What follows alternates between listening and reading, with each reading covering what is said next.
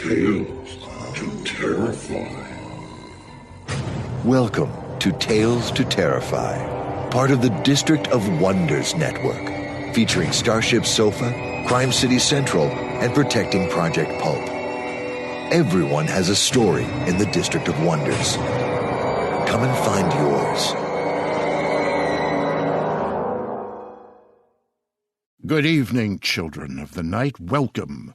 Welcome to the Nook. Welcome to Tales to Terrify. Welcome to... Yes, the streets. They're full of strange blue people tonight. Come in, unwrap yourselves, grab a drink.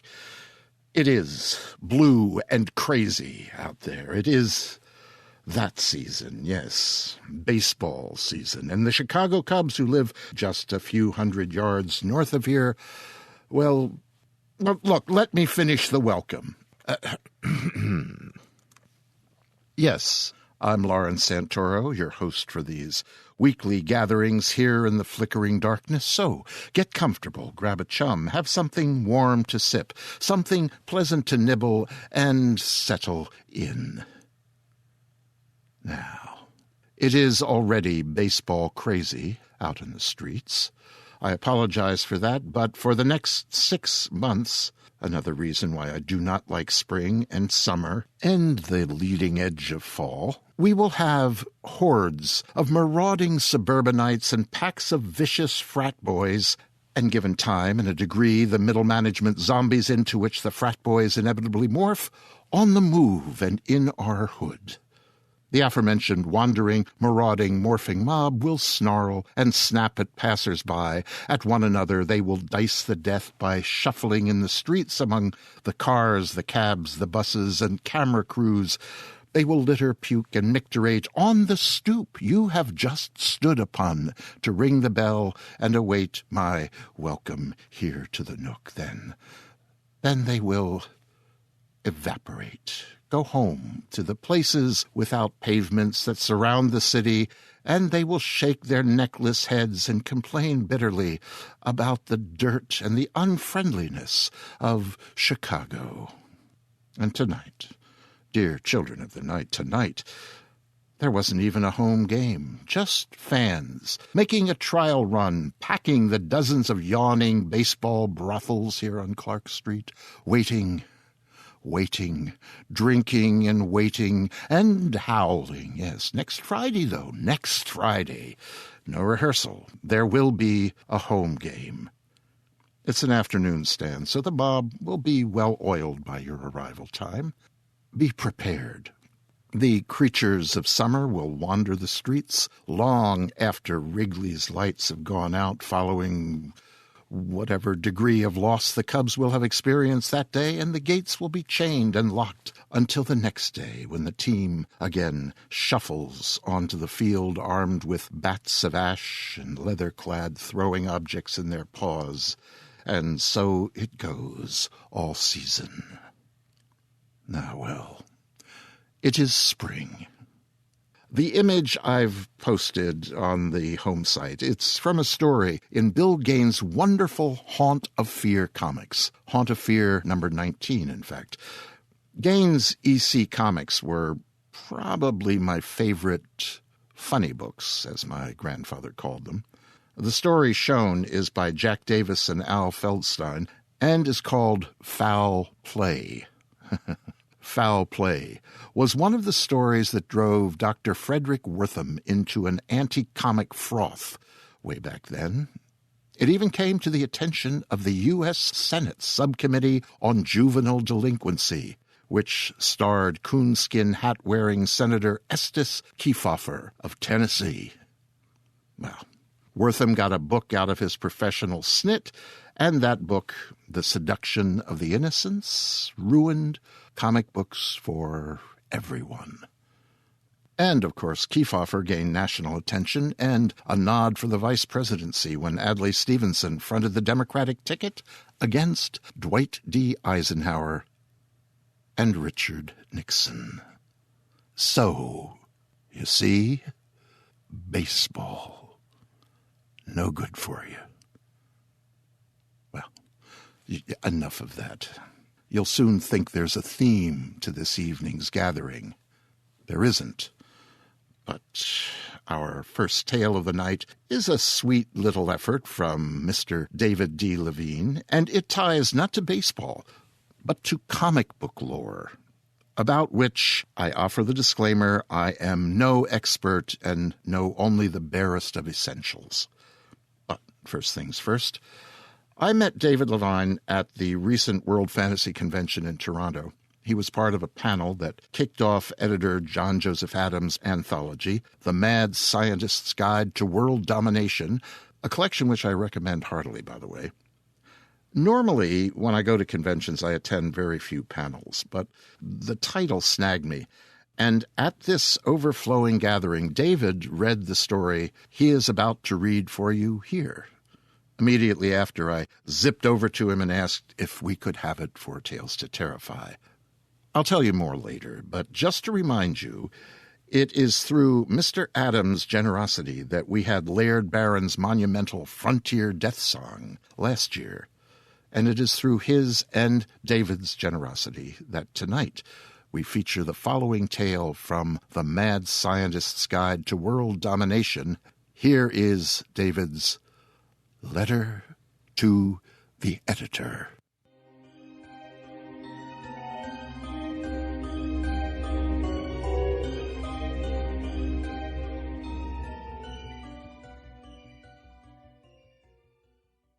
Once I was an astrophysicist. Once I struggled only with bulky equipment, recalcitrant equations, obstinate administrators. Once I was well on the way to uncovering the secrets of the universe. But then he arrived, the caped and costumed alien who has occupied my days and dogged my dreams for my entire adult life. You know him as Ultimate Man, or the Emerald Avenger, or the Champion of Humanity. You know me, if you think of me at all, only in relation to him.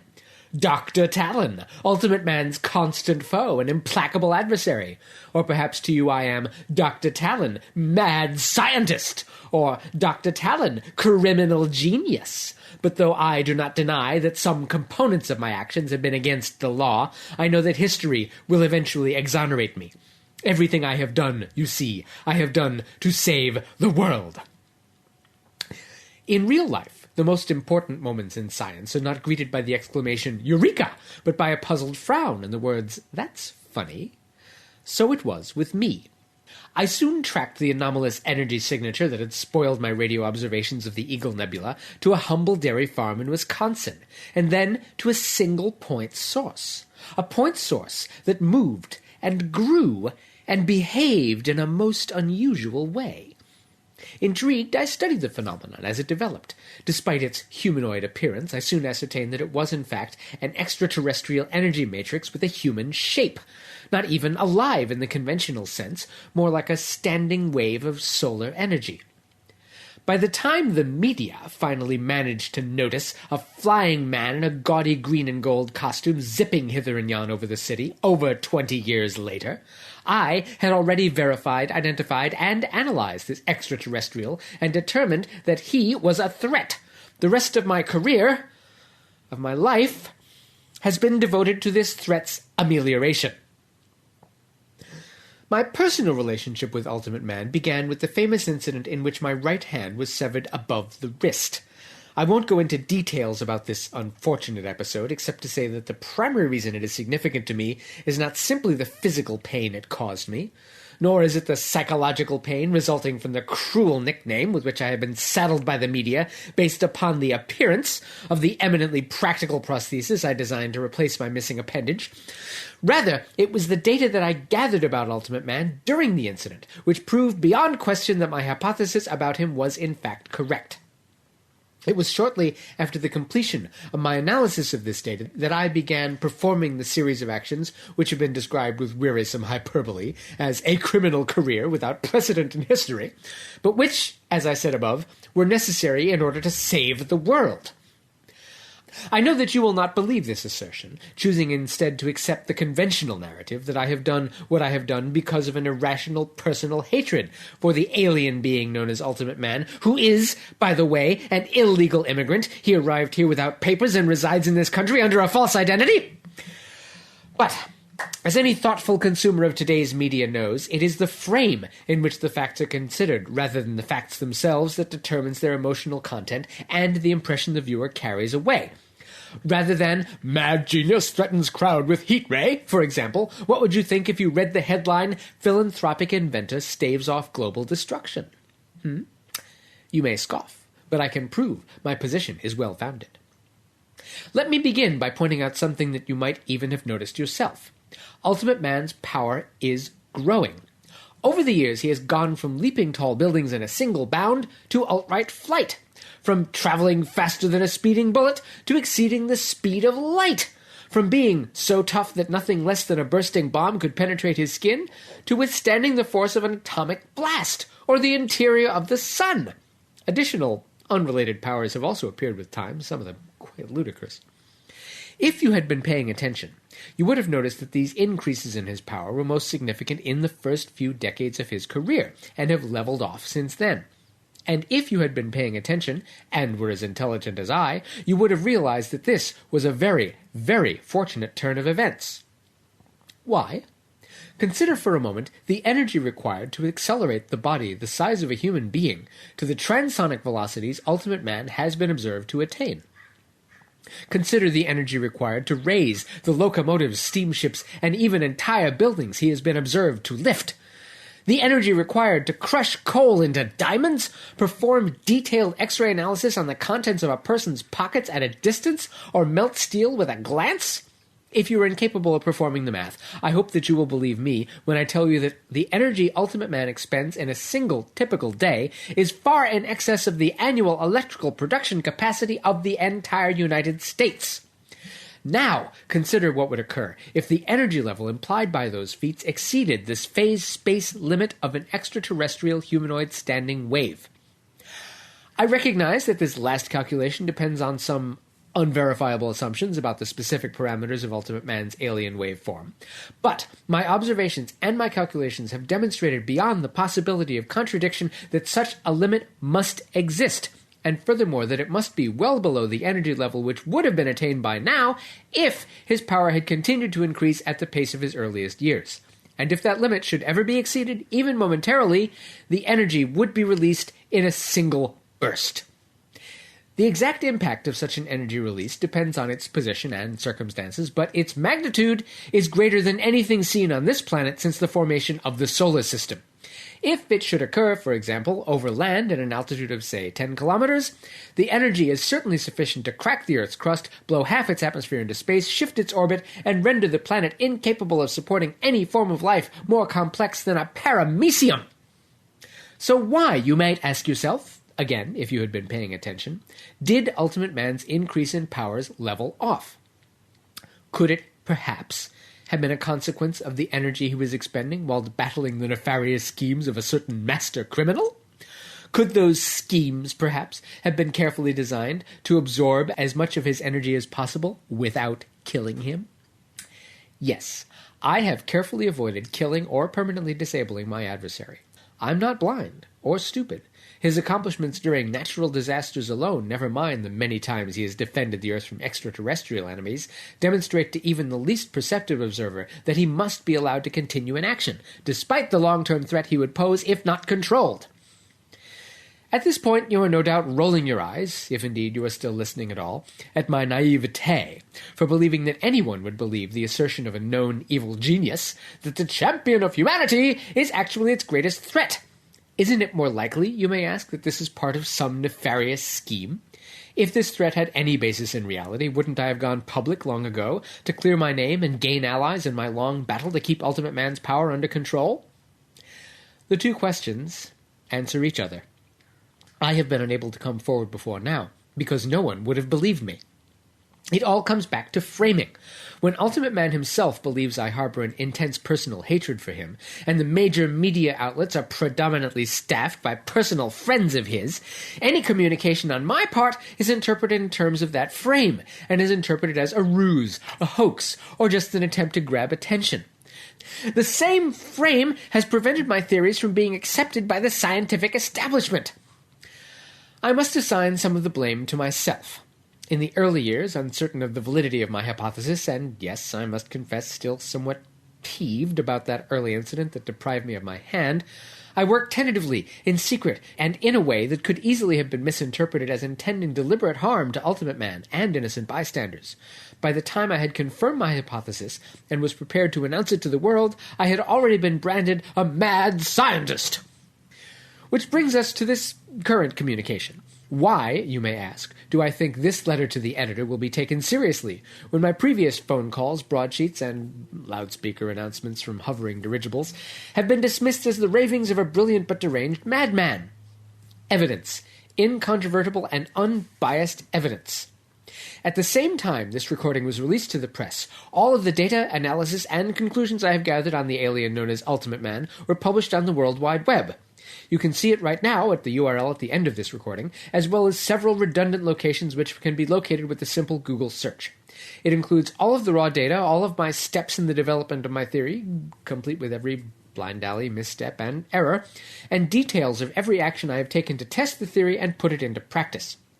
It is my hope that by sharing all this information, some of it embarrassing or incriminating, I will make it as clear to you as it has been to me for decades that Ultimate Man must be continuously monitored and controlled with frequent and serious challenges to his ever-increasing powers to keep them in check, or humanity is doomed.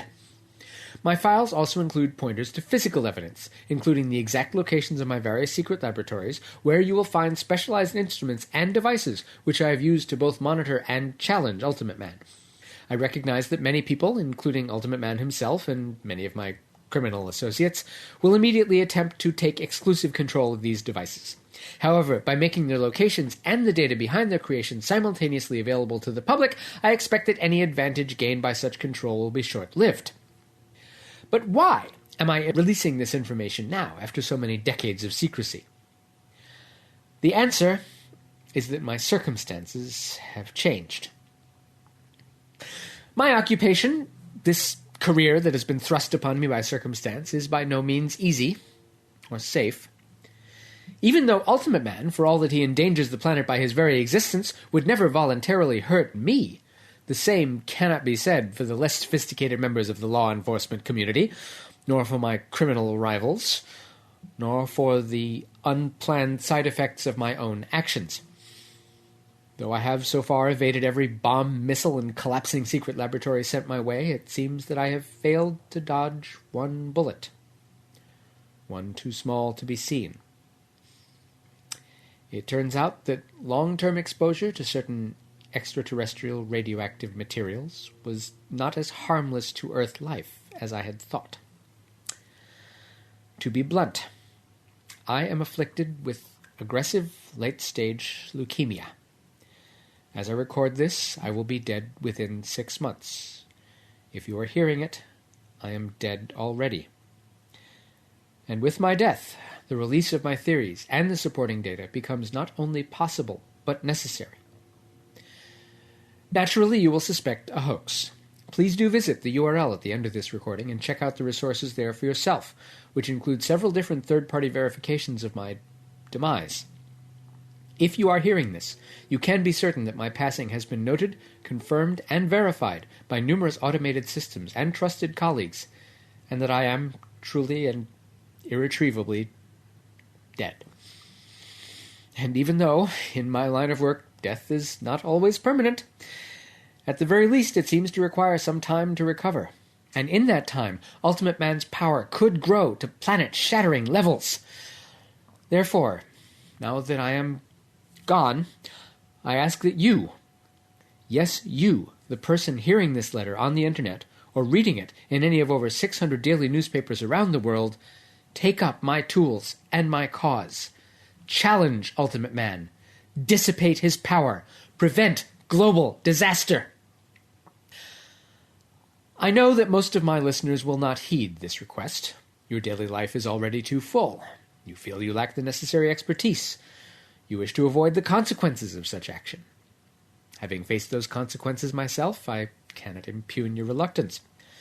But some small percentage of those who hear this will feel called to action and will take up the challenge. Perhaps, if you are still listening, you are one of these. My life since Ultimate Man's arrival has been a hard and lonely one. But you, with the head start provided by my files and devices, will have an easier time of it than I did. And you will have colleagues around the world, others like yourself, who have heeded my call, working together on difficult challenges with dramatic and immediate real-world impact. I cannot imagine anything more exciting or satisfying.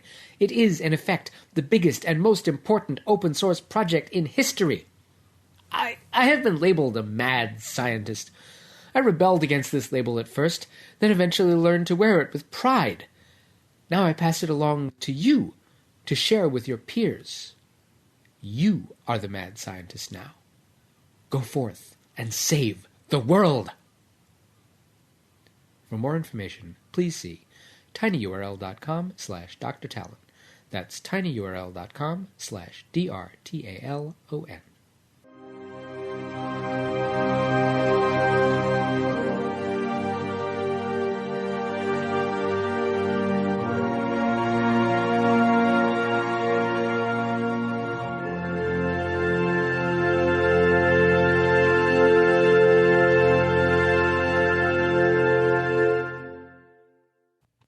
David D. Levine considers himself a science fiction and fantasy writer. No arguments there. He's had over 50 stories in places such as Asimov's Analog, the magazine of fantasy and science fiction, Realms of Fantasy. He's won the Hugo Award for Best Short Story, the Endeavor Award, the Writers of the Future Contest, the James White Award, People's Choice Award for Best Drabblecast Story of the Year, and the Phobos Fiction Contest. He has been shortlisted or nominated for the Nebula Award, the Theodore Sturgeon Award, the A.N. Award, the Jim Beam Memorial Writing Contest for an earlier Hugo, and he was nominated twice for the John W. Campbell Award. He's had stories in 4 Year's Best volumes and has been translated into, deep breath here, French, Czech, Hebrew, Swedish, Romanian, Finnish, Italian, Polish, Spanish, Russian, and Chinese. David has also spread the wealth as an instructor at the Alpha Science Fiction, Fantasy, and Horror Workshop for Young Writers, the Cascade Writers Workshop, Rainforest Writers Village, and for many other writers' workshops. He's a member of the Wild Cards Consortium, the Bookview Cafe, and the Science Fiction Writers of America, for whom he coordinates the SFWA Northwest Reading Series. David lives in Portland, Oregon, with his wife, Kate Ewell, with whom he co-edits the fanzine Bento, and he can be found at daviddlevine.com. That's daviddlevine.com, and at various other places in the webverse. Dr. Talon himself read tonight's offering. His efforts and monumental failures are too numerous to be listed here, and as he is now deceased, there is no virtue to be gained by pointing you to his secret website, which he has already given you at the end of his letter. I will, of course, post it on the Tales to Terrify homepage. So thank you again, David. And thank you again, John. I hope you'll take a look at John Joseph Adams' most recent and ongoing effort, by the way, Nightmare Magazine. It seems like a great idea and is grand in execution, so I hope, too, that you'll look for The Mad Scientist's Guide to World Domination, original short fiction for the modern evil genius, to give it its full title. Now, before I go any farther with the evening's entertainments, let me jump up and down, figuratively, of course, and hoot out my most sincere hoots to herald a 4th Hugo nomination for our mothership, the good ship Starship Sofa. It is well deserved. Tony C. Smith and all, 4 nominations and a Hugo win. Wow. And now, in the wake of that announcement, a brief word about money. The District of Wonders needs some. We are, and shall, to the best of my knowledge, remain free to subscribers and casual listeners around the world. Think of it. 4 shows, 4 spiffy genres to dip into or to fully wallow in each week. Choices galore. Science fiction, adventure, fantasy, mystery, horror. 4, 5, 6 hours of it each week. Well, it's free to you, but that doesn't make it cost-free or even cheap to produce and spread to all corners of the globe. So we need your contributions. Strictly voluntary, of course, but I will say, without a serious infusion of cash, well, the prospect terrifies me. So, go, click, contribute. Go to talestoterrify.com and give. All right. 3 little words follow. No, not buy the book, though that's not a bad idea. These 3 words are Joe R. Lansdale. Joe made a significant contribution to the early hours of this podcast when he allowed us to record and post his God of the Razor. That was show number 2. The New York Times has called him a fresh discovery decades in the making. Joe Lansdale is a writer of any damn thing he wants, because every damn thing he does extraordinarily well. He's also a martial arts expert, by the way. There'll be more about him later, but now, here is Joe R. Lansdale's Fish Night.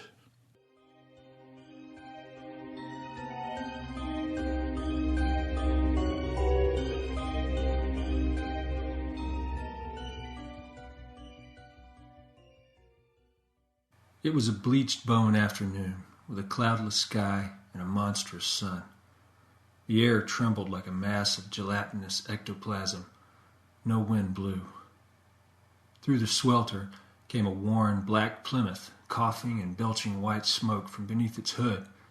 It wheezed twice, backfired loudly, died by the side of the road. The driver got out and went around to the hood. He was a man in the hard winter years of life, with dead brown hair and a heavy belly riding his hips. His shirt was open to the navel, the sleeves rolled up past his elbows. The hair on his chest and arms was gray. A younger man climbed out on the passenger side, went around the front too. Yellow sweat explosions stained the pits of his white shirt. An unfastened striped white tie was draped over his neck like a pet snake that had died in its sleep. "Well," the younger man said. The old man said nothing. He opened the hood. A calliope note of steam blew out from the radiator in a white puff, rose to the sky, turned clear. "Damn," said the old man, and he kicked the bumper of the Plymouth as if he were kicking a foe in the teeth. He got little satisfaction out of the action, just a nasty scuff on his brown wingtip and a jar to his ankle that hurt like hell. "Well?" the young man repeated. "Well, what? What do you think? Dead as the can opener trade this week. Deader. The radiator's chicken pocked with holes." "Maybe someone will come by and give us a hand." "Sure. A ride, anyway. Keep thinking that, college boy." "Someone is bound to come along," the young man said. "Maybe, maybe not. Who else takes these cut-offs? The main highway, that's where everyone is. Not this little no-count shortcut." He finished by glaring at the young man. "I didn't make you take it," the young man snapped. "It was on the map. I told you about it, that's all. You chose it. You were the one that decided to take it. It's not my fault. Besides, who'd have expected the car to die?" "I did tell you to check the water in the radiator, didn't I? Wasn't that back as far as El Paso?" I checked. It had water then. I tell you, it's not my fault. You're the one that's done all the Arizona driving. Yeah, the old man said, as if this were something he didn't want to hear. He turned to look up the highway. No cars, no trucks, just heat waves and miles of empty concrete in sight. They seated themselves on the hot ground with their backs to the car. That way it provided some shade, but not much. They sipped on a jug of lukewarm water from the Plymouth and spoke little until the sun fell down. By then, they'd both mellowed a bit. The heat had vacated the sands, and the desert chill had settled in. Where the warmth had made the pair snappy, the cold drew them together. The old man buttoned his shirt, rolled down his sleeves, while the young man rummaged a sweater out of the back seat. He put the sweater on, sat back down. "I'm sorry about this," he said suddenly. "Wasn't your fault. Wasn't anyone's fault. I just got to yelling sometime, taking out the can opener trade on everything but the can openers and myself. The days of door-to-door salesman are gone, son." "And I thought I was going to have an easy summer job," the young man said. The old man laughed. "Bet you did. They talk a good line, don't they? I'll say. Make it sound like found money. There ain't no found money, boy. Ain't nothing simple in this world. The company's the only one ever makes any money. We just get tireder and older with more holes in our shoes. If I had any sense, I'd quit years ago. All you got to make is this summer, maybe not that long. Well, this is all I know. Just town after town, motel after motel, house after house. Looking at people through screened wire while they shake their heads no. Even the cockroaches at the sleazy motels begin to look a little like fellas you've seen before, like maybe they're door-to-door peddlers and have to rent rooms too." The young man chuckled. "You might have something there." They sat quietly for a moment, welded in silence. Night had a full grip on the desert now. A mammoth gold moon and billions of stars cast a whitish glow from eons away. The wind picked up. The sand shifted, found new places to lie down. The undulations of it, slow and easy, were reminiscent of the midnight sea. The young man, who had crossed the Atlantic by ship once, said as much. "See," the old man replied. Yes, exactly like that. I was thinking the same. That's part of the reason it bothers me. Part of why I was stirred up this afternoon. It wasn't just the heat doing it. There are memories of mine out here." He nodded at the desert. "And they're visiting me again." The young man made a face. "I don't understand." "You wouldn't. You shouldn't. You'd think I was crazy." "I already think you're crazy, so tell me." The old man smiled. "All right, but don't you laugh." "I won't." A moment of silence moved in between them. Finally, the old man said, "It's a fish night, boy. Tonight's full moon, and this is the right part of the desert, if memory serves me. And the feel is right. I mean, doesn't the night feel like it's made up of some fabric, that it's different from other nights? That it's like being inside a big dark bag, the sides sprinkled with glitter, a spotlight at the top at the open mouth to serve as a moon?" "You lost me," the old man sighed. "But it feels different, right? You can feel it too, can't you?" "I suppose. I sort of thought it was just the desert air. I've never camped out in the desert before, and I guess it is different." "Different, all right. You see, this is the road I got stranded on 20 years back. I didn't know it at first, at least not consciously, but down deep in my gut I must have known all along I was taking this road, tempting fate, offering it, as the football people say, an instant replay. I still don't understand about fish night. What do you mean? You were here before?" "Not exactly this spot, somewhere along in here. This was even less of a road back then than it is now. The Navajos were about the only ones that traveled it. My car conked out like this one today, and I started walking instead of waiting. As I walked, the fish came out, swimming along in the starlight pretty as you please. Lots of them. All colors of the rainbow. Small ones, big ones. Thick ones, thin ones, swam right up to me, right through me. Fish, as far as you could see, high up and low down to the ground. Hold on, boy, don't start looking at me like that. Listen, you're a college boy. You know what was here before we were, before we crawled out of the sea and changed enough to call ourselves men. Weren't we once just slimy things? Brothers to the things that swim? I guess, but millions and millions of years ago, this desert was a sea bottom. Maybe even the birthplace of man. Who knows? I read that in some science books, and I got to thinking this. If the ghosts of people who lived can haunt houses, why can't the ghosts of creatures long dead haunt where they once lived, float about in a ghostly sea? Fish with a soul? Don't go small mind on me, boy. Look here. Some of the Indians I've talked to up north tell me about a thing they call the Manitou. That's a spirit. They believe everything has one. Rocks, trees, you name it.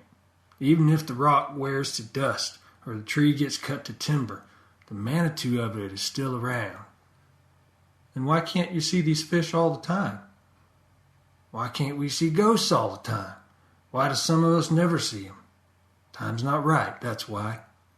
It's a precious situation, and I figure it's like some fancy time lock, like the banks use. The lock clicks open at the bank, and there's the money. Here, it ticks open, and we get the fish of a world long gone. Well, it's something to think about, the young man managed. The old man grinned at him. I don't blame you for thinking what you're thinking. But this happened to me 20 years ago, and I've never forgotten it. I saw those fish for a good hour before they disappeared. A Navajo came along in an old pickup right after, and I bummed a ride into town with him. I told him what I'd seen. He just looked at me and grunted, but I could tell he knew what I was talking about. He'd seen it too, and probably not for the first time. I've heard that Navajos don't eat fish for some reason or another. And I bet it's the fish in the desert that keep them from it. Maybe they hold them sacred, and why not? It's like being in the presence of the Creator, like crawling around in the liquids with no cares in the world. I don't know, that sounds sort of fishy, the old man laughed. It does. So this Navajo drove me to town. Next day I got my car fixed and went on. I've never taken that cut off again, till today, and I think that was more than accident. My subconscious was driving me. That night scared me, boy, and I don't mind admitting it, but it was wonderful, too, and I've never been able to get it out of my mind. The young man didn't know what to say. The old man looked at him and smiled. I don't blame you, he said. Not even a little bit. Maybe I am crazy. They sat a while longer, with the desert night, and the old man took his false teeth out and poured some of the warm water on them to clean them of coffee and cigarette residue. I hope we don't need that water, the young man said. You're right. Stupid of me. We'll sleep a while. Start walking before daylight. It's not far to the next town. 10 miles at best. He put his teeth back in. We'll be just fine. The young man nodded. No fish came. They did not discuss it. They crawled inside the car, the young man in the front seat, the old man in the back. They used their spare clothes to bundle under, to pad out the cold fingers of the night. Near midnight, the old man came awake suddenly and lay with his hands behind his head and looked up and out the window opposite him, studied the crisp desert sky. And a fish swam by. Long and lean and speckled, with all the colors of the world, flicking its tail as if in goodbye. Then it was gone. The old man sat up. Outside, all about, were fish, all sizes, colors, and shapes. Hey, boy, wake up! The younger man moaned. Wake up! The young man, who'd been resting face down on his arms, rolled over. What's the matter? Time to go? The fish. Not again. Look! The young man sat up. His mouth fell open, his eyes bloated. Around and around the car, faster and faster in whirls of dark color, swam all manner of fish. "Well, I'll be... How?" I told you. The old man reached for the door handle, but before he could pull it, a fish swam lazily through the back window glass, swirled about the car once, twice, passed through the old man's chest, whipped up and went out through the roof. The old man cackled, jerked open the door. He bounced around beside the road, leapt up to swat his hands through the spectral fish. "Like soap bubbles," he said. "No, like smoke." The young man, his mouth still agape, opened his door and got out. Even high up he could see the fish, strange fish like nothing he'd ever seen pictures of or imagined. They flitted and skirted about like flashes of light. As he looked up, he saw, nearing the moon, a big dark cloud, the only cloud in the sky. That cloud tied him to reality suddenly, and he thanked the heavens for it. Normal things still happened. The whole world had not gone insane. After a moment, the old man quit hopping among the fish and came out to lean on the car and hold his hand to his fluttering chest. "Feel it, boy? Feel the presence of the sea? Doesn't it feel like the beating of your own mother's heart while you float inside the womb?" And the younger man had to admit that he felt it, that inner rolling rhythm that is the tide of life and the pulsating heart of the sea. "How?" the young man said. "Why?" "The time lock, boy. The lock's clicked open and the fish are free. Free from a time before man was man. Before civilization started weighing us down. I know it's true. The truth's been in me all the time. It's in us all." "It's like time travel," the young man said. "From the past to the future. They've come all that way." Yes, that's it. Why, if they can come to our world, why can't we go to theirs? Release that spirit inside of us. Tune into their time. Now, wait a minute. My God, that's it. They're pure, boy, pure. Clean, free of civilization's trappings. That must be it. They're pure and we're not. We're weighted down with technology. These clothes, that car. The old man started removing his clothes. "Hey," the young man said, "you'll freeze." "If you're pure, if you're completely pure," the old man mumbled. "That's it. Yeah, that's the key. You've gone crazy." "I won't look at the car," the old man yelled, running across the sand, trailing the last of his clothes behind him. He bounced about the desert like a jackrabbit. God, nothing is happening. Nothing," he moaned. "This isn't my world. I'm of that world. I want to float free in the belly of the sea, away from can openers and cars." The young man called the old man's name. The old man did not seem to hear. "I want to leave here," the old man yelled. Suddenly he was springing about again. "The teeth," he yelled. "It's the teeth. Dentist, science, food." He punched a hand into his mouth, plucked the teeth free, tossed them over his shoulder. Even as the teeth fell, the old man rose. He began to stroke, to swim up and up and up, moving like a pale pink seal among the fish. In the light of the moon, the young man could see the pooched jaws of the old man holding the last of the future's air. Up went the old man, up, up, up, swimming strong in the long-lost waters of a time gone by. The young man began to strip off his own clothes. Maybe he could nab him, pull him down, put the clothes on him. Something. God, something, but what if he couldn't come back? And there were the fillings in his teeth, the metal rod in his back from a motorcycle accident. No. Unlike the old man, this was his world, and he was tied to it. There was nothing he could do. A great shadow weaved in front of the moon, made a wriggling slat of darkness that caused the young man to let go of his shirt buttons and look up. A black rocket of a shape moved through the invisible sea. A shark, the granddaddy of all sharks, the seed for all of man's fears in the deep. and it caught the old man in its mouth, began swimming upward toward the golden light of the moon. The old man dangled from the creature's mouth like a ragged rat from a house cat's jaws. Blood blossomed out of him, coiled darkly in the invisible sea. The young man trembled. "Oh God," he said once. Then along came that thick, dark cloud, rolling across the face of the moon. Momentary darkness. And when the cloud passed, there was light once again, and an empty sky. No fish, no shark, and no old man. Just the night, the moon, and the stars.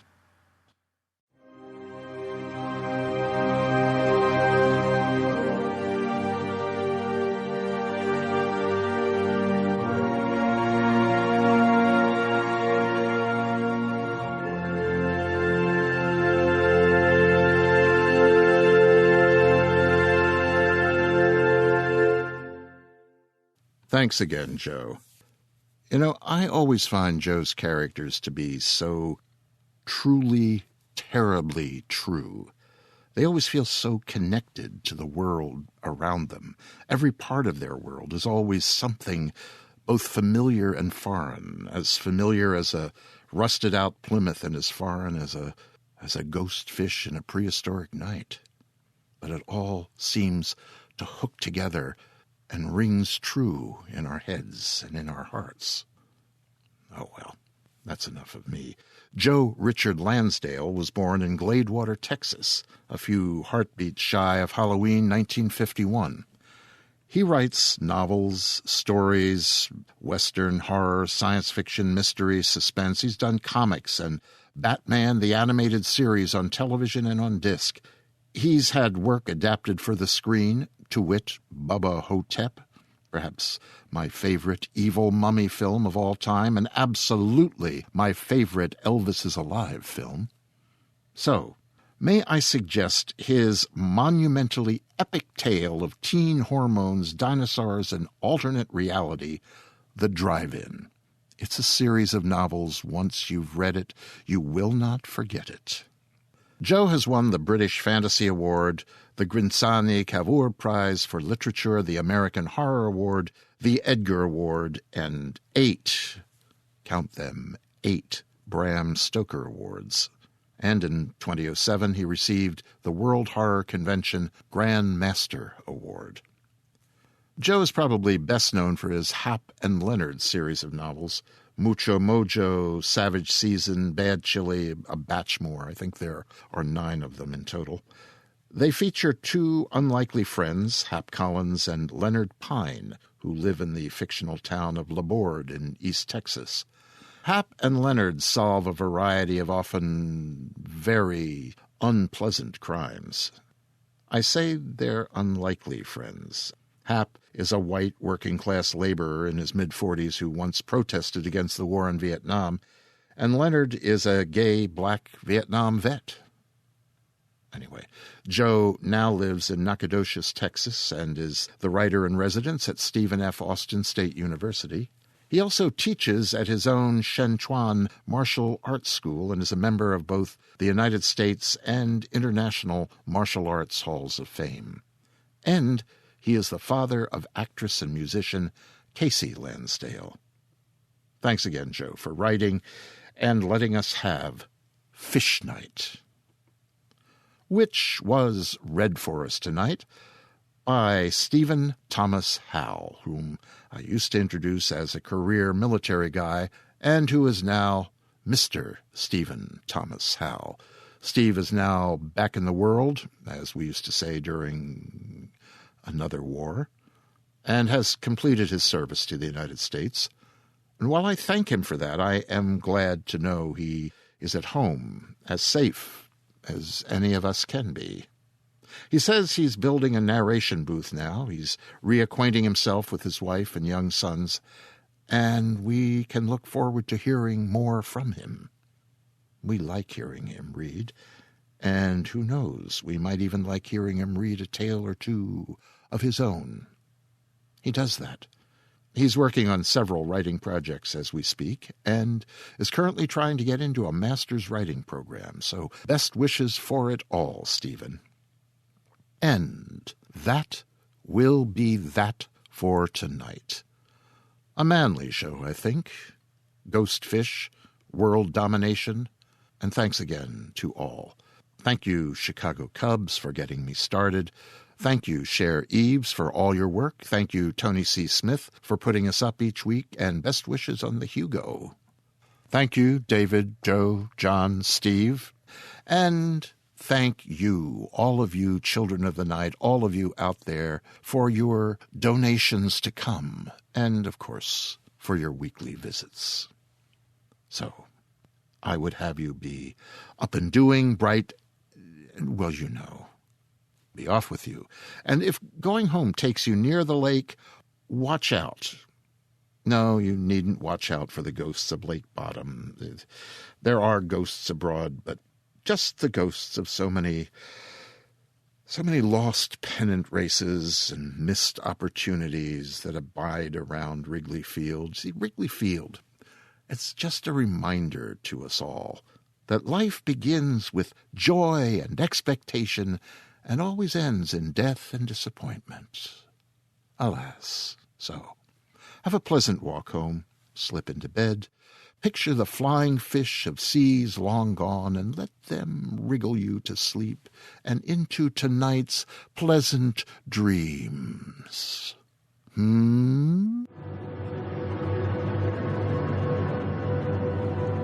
This presentation has been brought to you by the District of Wonders Network, dedicated to podcasting the finest genre fiction. You can learn more about the District of Wonders and their many literary productions at their website, www.districtofwonders.com. Thank you for listening.